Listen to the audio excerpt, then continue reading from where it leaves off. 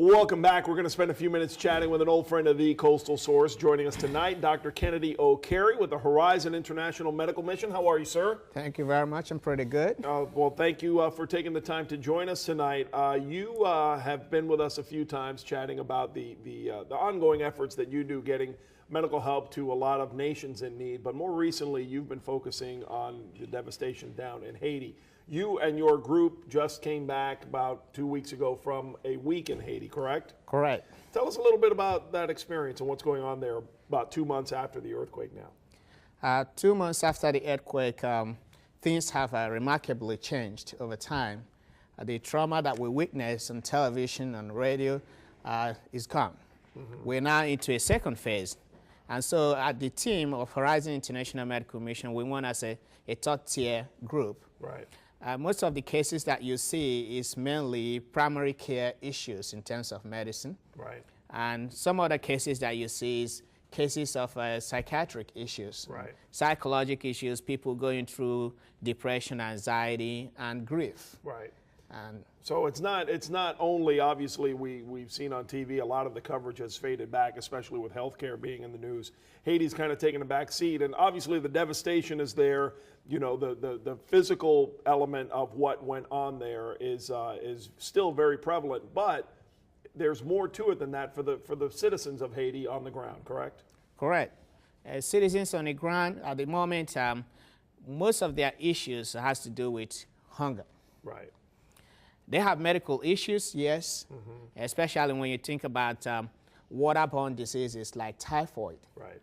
If you think about things that has to do with mosquito like malaria. Right. And then if you think about skin infections, that is pretty common because they don't have good water to shower. Right, and then that's saying a lot for a nation that really didn't have much before the earthquake, and now it's been compounded exponentially.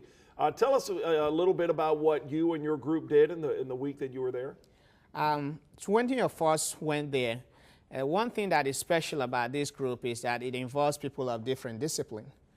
We have the medical doctors, the nurses, and we have the pastors, and we have the psychoanalysts. And so what we did was merely an integrated approach, and I feel strongly that is what Haiti needs at this moment.